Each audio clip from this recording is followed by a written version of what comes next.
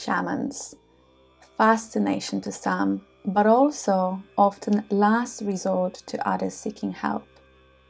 Storytellers, sorcerers, witch doctors, fortune tellers, weather masters, channelers, healers, and community leaders. Who were they and who are they today? With a growing community of new shamans to be, new shamanic practitioners, awakening medicine people, as well as an increasing number of people who are searching for shamans as an alternative path to healing, I thought it would be useful to do a little recap of who shamans are and what they actually do. In this video, I'm going to loosely cover a few definitions accepted by academia, shamanic leaders from a spiritual community, and finally, I will also share my own personal view on who are shamans of today. Welcome to Sacred Gaia. My name is Natalia and I am a shamanic healer, medicine woman and a professional tarot reader. And I hope that you will enjoy this video.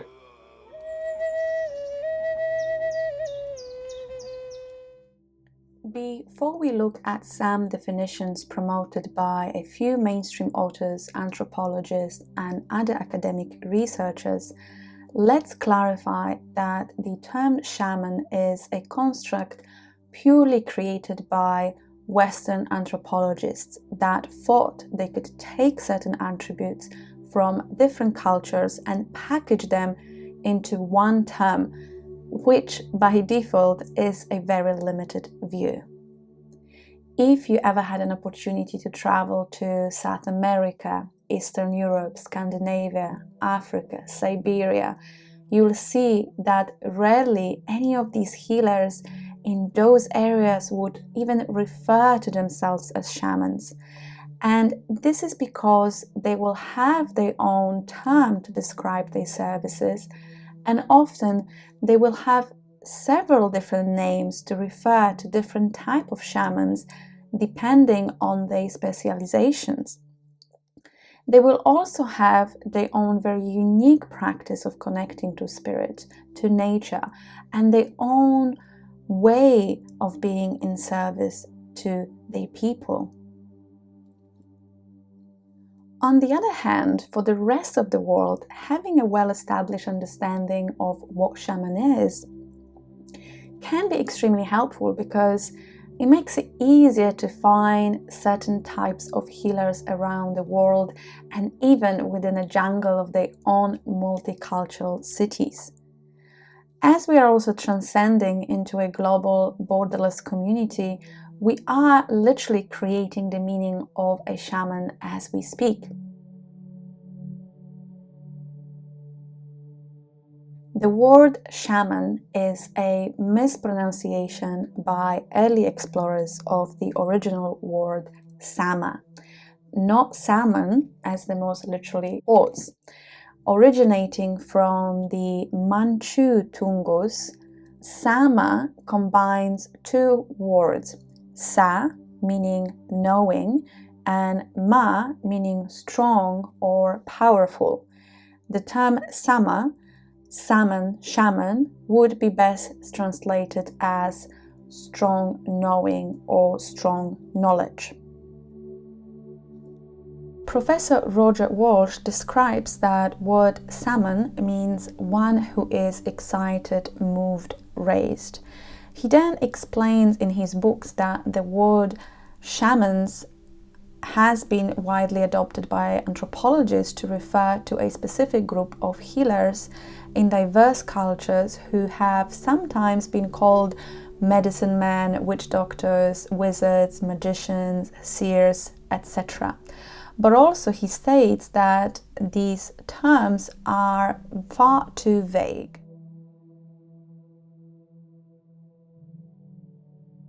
A Russian-Chinese anthropologist, Sergei Mikhailovich Shirokogorov, was one of the earliest explorers of Tungus peoples, and he stated that the term shaman refers to people, women or men, who mastered spirits and used their power over the spirits in their own interest, particularly helping others. Another popular anthropologist and writer, Michael Harner, states that a shaman is a man or a woman who enters an altered state of consciousness at will, and this is to contact and utilize an ordinary hidden reality in order to acquire knowledge, acquire power, and to try to help other person. The shaman has at least one, usually more spirits in his personal service. He then makes a point that shamans are different to medicine men, for example, by the use of state of consciousness and by use of ecstasy.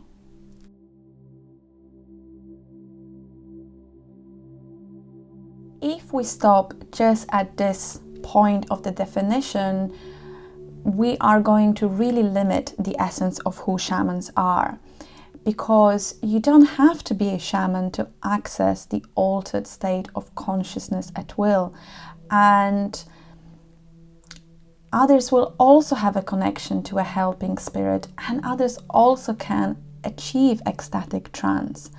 I guess what's important to follow from Michael's Harner definition is that shamans are certainly specialists in those areas, meaning we can all access the spirit's world, but shamans are just more skilled and trained in doing so. Sandra Ingerman highlights in her exploration of the shaman's role access to esoteric knowledge and need for extraordinary spiritual abilities. She also sees shamans as becoming an intermediary between the human and the spirit world.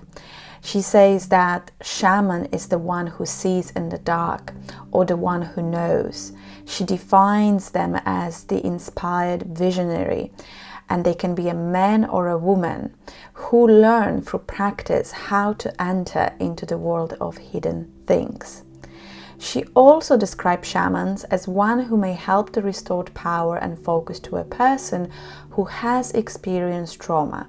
Shamans may extract spiritual blockages from the body. They can manifest as a physical or emotional illness.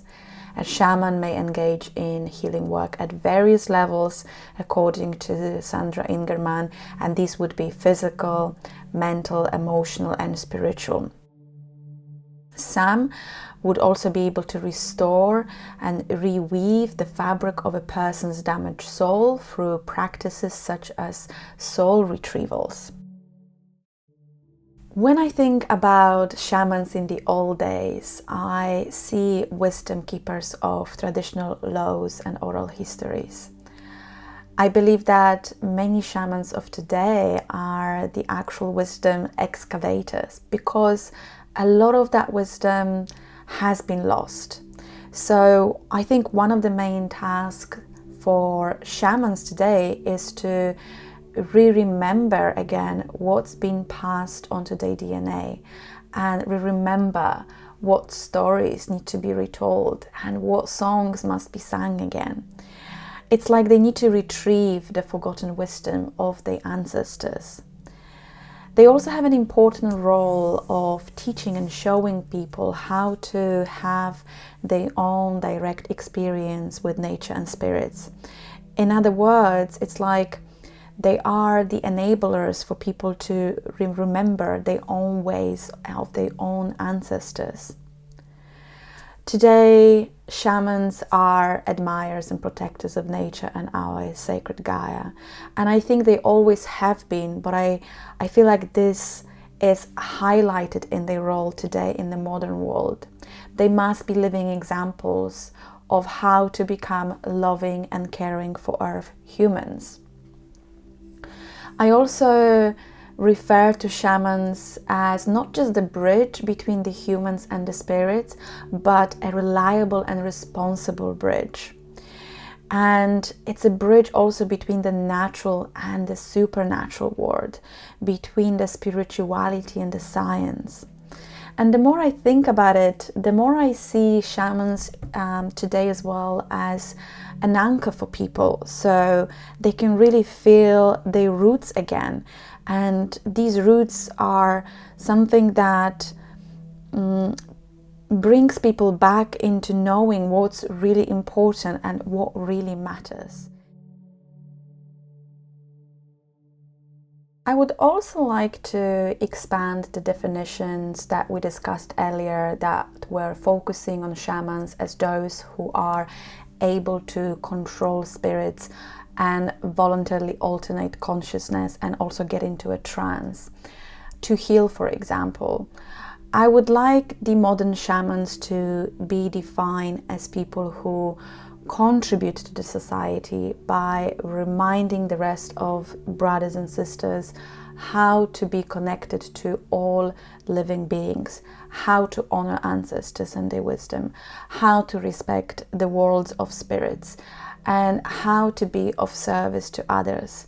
And by others, I don't mean just humans, I mean all living beings on earth. And yes, whether they are storytellers, healers, fortune tellers, visionaries, whether they help the dead souls to cross, whether they nurture others with food and plants, hold ceremonies, rituals, whether they are able to dream new realities, they are experts in gaining information, wisdom, and knowledge from spiritual realms. Shamans are people who can easily connect the visible and the invisible, the spiritual and the physical, but also the science and the intuitive. I see shamans as those who can intertwine the opposites and the extremes into the harmony.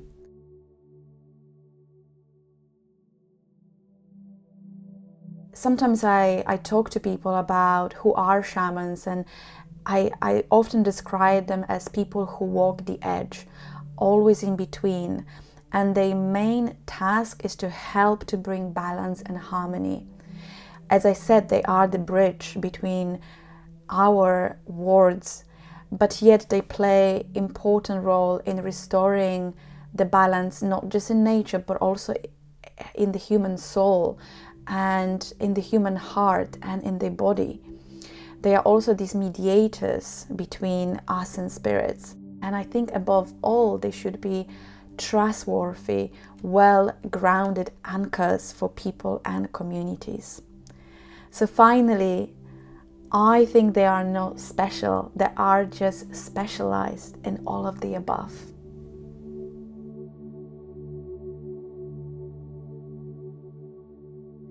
I hope that you've enjoyed this video, and I would like to invite you as well into the discussion of what is the role of shaman, especially in the modern world. So I would love to know, what is your perception, what are your opinions, or maybe what are your own experiences. So please add to the discussion, add to the debate, add your reflection in the comment section below. If you'd like to work with me, yes, I do offer mentoring, and yes, I do help people on a shamanic path. I help with them becoming healers and becoming shamans, and I help them getting to know what shamanism is.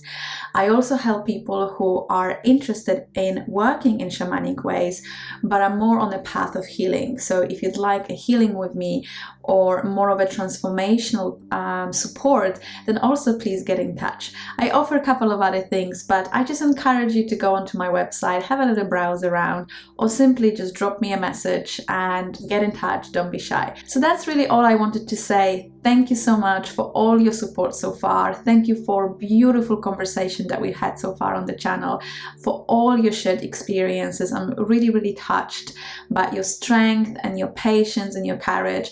And also thank you so much for all the kind messages and emails and questions that you send my way. I really, really appreciate them too. Lots of love. Stay joyful, stay present, stay healthy, and stay courageous. Take care for now. Bye bye.